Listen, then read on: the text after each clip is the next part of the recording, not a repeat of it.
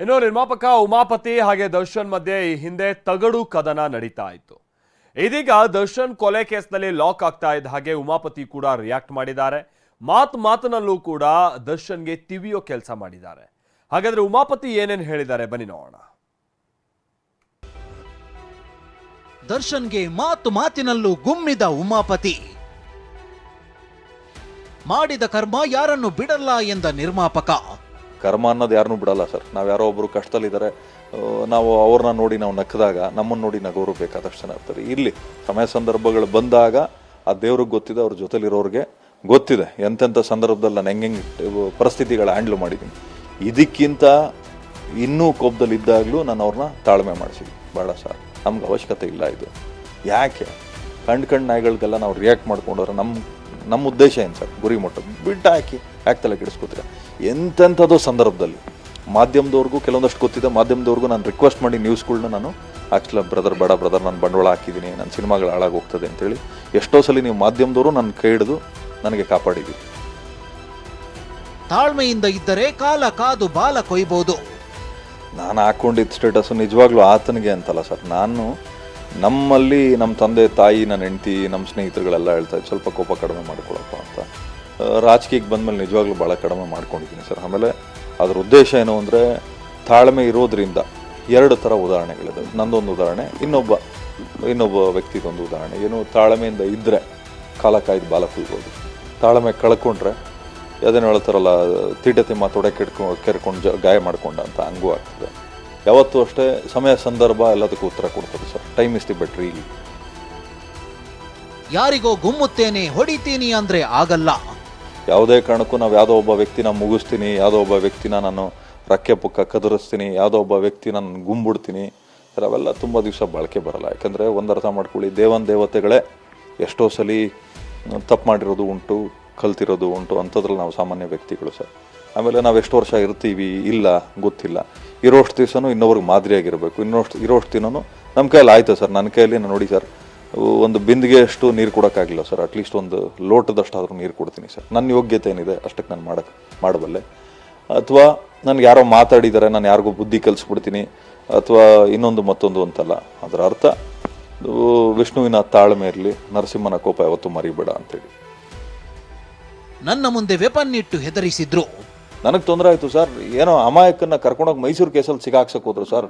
ನೀವು ನಂಬ್ತಿರೋ ಇಲ್ಲ ಸರ್, ನಾನು ಮನೆಗೆ ಬಂದೆ, ನನ್ನ ಮಕ್ಕಳು ಕಣ್ಣೀರು ಹಾಕಿ ನನ್ನ ತಪ್ಕೊಂಬಿಟ್ರು ಸರ್. ಇವತ್ತಿಗೂ ನಾನು ಅದನ್ನು ಮರೆಯೋಕ್ಕಾಗಲ್ಲ. ಯಾಕಂದರೆ ನನ್ನ ಮನೆಗೆ ಬಂದು ನನ್ನ ಮಗಳು ಹೆಚ್ಚು ಕಡಿಮೆ 2.5 ವರ್ಷ 3 ವರ್ಷ ವಯಸ್ಸಾಗ ಎಷ್ಟು ನೋವು ಮಾಡಿಕೊಂಡೆ. ಇದು ಯಾವುದೇ ಅವಶ್ಯಕತೆ? ನಾನು ದುಡ್ಡಾಕಿ ಯಾವನಿಂದನೂ ನಾನು ಹಂಚ್ಕೊಳ್ಳೋದೇನಿತ್ತು ಸರ್? ಮೈಸೂರು ಸೋಷಿಯಲ್ಸ್ ಕ್ಲಬ್ಗೆ ಕರೆದು ಹೆಂಗೆ ಮಾತಾಡೋರು ನನಗೆ ಗೊತ್ತಿದೆ ಸರ್.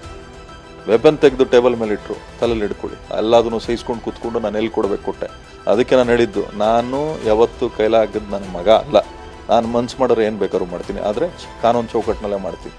ನಾನು ಎಲ್ಲೆಲ್ಲಿ ಏನು ಎತ್ತ ನಮ್ಮಪ್ಪ ನನಗೆ ಹೇಳ್ಕೊಟ್ಟಿದ್ರು, ಏನೋ ಮಗನೇ ಯಾರಿಗಾದರೂ ಬುದ್ಧಿ ಕಲಿಸ್ಬೇಕು, ಕಾಲ ಕಾಯ್ದು ಬಾಲ ಕೊಯ್ಬೇಕು. ನೀನು ಏನು ಹೇಳು, ಕಾಲ ಕಾಯ್ದು ಬಾಲ ಕೊಯ್ಬೇಕು ಅಂತ. ನಮ್ಮ ತಪ್ಪುಗಳಿಗೆ ನಾವೇ ಜವಾಬ್ದಾರರು ಎಂದ ಉಮಾಪತಿ. ನನ್ನ ಜೊತೆಲೂ ಒಳ್ಳೆಯವ್ರು ಕೆಟ್ಟವ್ರೆಲ್ಲ ಇದಾರಲ್ಲ ಸರ್. ನಾನು ಯಾಕೆ ತಪ್ಪು ಕೆಲಸ ಮಾಡಬಾರ್ದು? ಬಿಡ್ತಾರ ನನ್ನ ತಪ್ಪು ಕೆಲಸ ಮಾಡಿದ್ರೆ? ಯಾರಿಗೋಸ್ಕರ ಮಾಡಿದೆ ಅಂದರೆ ಬಿಡ್ತಾರ? ಈಗ ಅನುಕುಮಾರ್ ತಂದೆ ಪಾಪ ತೀರ್ಕೊಂಡ್ರಪ್ಪ, ಅಮಾಯಕ ಅಲ್ವ ಅವನು? ತಾವು ಗೊತ್ತಲ್ಲ ಸರ್, ಅಮಾಯಕ ತಾನೆ. ಆತನ ತಂದೆ ಕಾರ್ಯ ಮಾಡೋಕೆ ಆಯ್ತಪ್ಪ, ಮೊನ್ನೆ ಮಣ್ಣು ಗಿಣ್ಣೆಲ್ಲ ಮಾಡಿದ್ರು ಪಾಪ. 3 ದಿವಸದ್ದು ಹಾಲು ತುಪ್ಪ 11 ದಿವಸದ ತಿಥಿ ಮಾಡೋಕೆ ಕಳಿಸ್ತಾರ? ಮತ್ತೆ ಕಳಿಸ್ಬೋದಲ್ವ? ಅಷ್ಟೇ ಸರ್. ಯಾರು ಏನೇ ಹೇಳಿದ್ರು ಕೂಡ ನಮ್ಮ ಬುದ್ಧಿ ನಮ್ಮ ಕಂಟ್ರೋಲಲ್ಲಿ ಇರಬೇಕಾಗ್ತದೆ. ನಮ್ಮ ತಪ್ಪಿಗೆ ನಾವು ಜವಾಬ್ದಾರು, ನಮ್ಮ ಒಳಿತಿಗೆ ನಾವೇ ಜವಾಬ್ದಾರು ಸರ್. ಯಾವುದೇ ಕಾರಣಕ್ಕೂ ಜೊತೆಲಿರೋ ಆಯ್ತು ಸರ್. ಜೊತೆಲಿ ಬಿಟ್ಕೊಂಡವ್ರು ಯಾರು ಸರ್? ಯಾರು ಬಿಟ್ಟವರು? ಅವರೇ ತಾನೇ ಬಿಟ್ಕೊಂಡವ್ರು. ಇವಾಗ ನನ್ನ ಜೊತೆಲಿ ಕೆಟ್ಟವ್ರು ಇರ್ತಾರೆ, ಯಾರು ಬಿಟ್ಟವರು? ನಾನು ತಾನೇ ಬಿಟ್ಕೊಂಡಿರ್ತೀನಿ. ಹಂಗಾಗಿ ಯಾವುದೇ ಕಾರಣಕ್ಕೂ ನಾನು ಹೇಳ್ತೀನಿ ಕೇಳಿ ಸರ್, ಇನ್ನೊಬ್ರು ಜವಾಬ್ದಾರರು ಆಗ್ತಾರೆ ಅನ್ನೋದು ಸುಳ್ಳು ಸರ್. ಅದಕ್ಕೆ ಅವರೇ ಜವಾಬ್ದಾರ. ರೇಣುಕಾಸ್ವಾಮಿ ಕೊಲೆ ಅಕ್ಷಮ್ಯ ಅಪರಾಧ ಸರ್. ಅವ್ರಿಗೂ ಒಂದು ಕುಟುಂಬ ಅನ್ನೋದು ಇದೆಯಲ್ಲ ಸರ್. ಸ್ನೇಹಿತರು ಹೌದು ನಿಜ, ಎಲ್ಲಿವರೆಗೂ ಸ್ನೇಹಿತರು?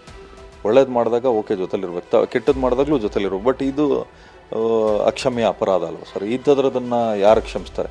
ನಾನು ಹೇಳೋದು, ಇವತ್ತಿಗೂ ನಾನು ಅವ್ರನ್ನ ತಾರೀಫ್ ಮಾಡ್ತೀನಿ ಸರ್. ಯಾಕೆಂದರೆ ಅಂಥದಕ್ಕೆ ಸಪೋರ್ಟ್ ಮಾಡಬಾರ್ದು. ನೀವೇನಿದ್ರೆ ಕರೆಕ್ಟಾಗಿದ್ದೀರಾ.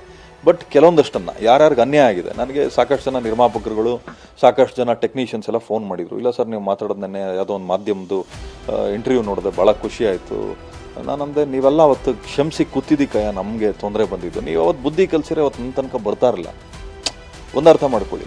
ಎಷ್ಟು ಜನ ಸರ್ ಬೆರಳೆಣಿಕೆ ಎಷ್ಟು ಜನ ಮಾತ್ರ ಅದ್ರ ಬಗ್ಗೆ ಪ್ರಸ್ತಾಪ ಮಾಡಿ, ಯಾರೋ ಜಗ್ಗೇಶ್ ಸರ್ ಇರ್ಬೋದು, ನಾನಿರ್ಬೋದು, ಅವಾಗ ರವಿ ವರ್ಮಾ ಅವ್ರು ಇರ್ಬೋದು, ಮತ್ತು ಧ್ರುವ ಸರ್ಜಾ ಅವ್ರು ಇರ್ಬೋದು, ಆಮೇಲೆ ಪಾಪ ಸುದೀಪ್ ಸರ್ ಎಷ್ಟೋ ಸಲ ಅಲ್ಲಿ ಕಚ್ಕೊಂಡು ಸುಮ್ಮನೆ ಆದರು, ಪುನೀತ್ ಸರ್ ಅಲ್ಲಿ ಕಚ್ಕೊಂಡು ಸುಮ್ಮನೆ ಆದರು, ಎಷ್ಟೋ ಜನ ಆ್ಯಕ್ಟ್ರುಗಳು ಸುಮ್ಮನೆ ಕೂತ್ಕೊಂಡ್ರು ಸರ್. ಅವತ್ತು ಸುಮ್ಮನೆ ಕೂತಿದ್ದಕ್ಕಲ್ವ ಈ ಲೆವೆಲ್ಗೆ ಬಂದಿದ್ದು. ಅವತ್ತೇ ಚಿಕ್ಕದ್ರಲ್ಲೇ ಅದನ್ನು ಚೂಟ್ ಹಾಕ್ಬಿಟ್ಟಿದ್ದಿದ್ರೆ, ಆ ತಪ್ಪುಗಳನ್ನ ಸರಿ ಮಾಡಿದ್ದಿದ್ರೆ ಇಲ್ಲಿವರೆಗೂ ಬರ್ತಾ ಇರಲಿಲ್ಲ. ನಾನು ಹೇಳೋದೇನಂದರೆ ಯಾಕೆ ಸಹಿಸ್ಕೋತೀರಾ? ಏನಕ್ಕೆ ಸರ್ ಸಹಿಸ್ಕೋತೀರಾ? ಯಾರಾದ್ರೆ ಏನಂತ, ರಾಕ್ಷಸ ಆದರೆ ಏನು, ದೆವ್ವ ಆದರೆ ಏನು, ನಿಮ್ಗೆ ತಾಕತ್ತಿಲ್ವಾ? ನಾನು ಹೇಳೋದಿಷ್ಟೇ, ಎಲ್ಲರಿಗೂ ಶಕ್ತಿ ಇರೋದಕ್ಕೆ ಬೆಳೆದಿದ್ದೀರಿ. ಹೀಗೆ ದರ್ಶನ್ ಹಳೆ ವಿಚಾರಗಳನ್ನು ಕೆದಕಿ ಹಲವು ಶಾಕಿಂಗ್ ವಿಚಾರಗಳನ್ನ ಉಮಾಪತಿ ತೆರೆದಿಟ್ಟಿದ್ದಾರೆ. Bureau report, TV9.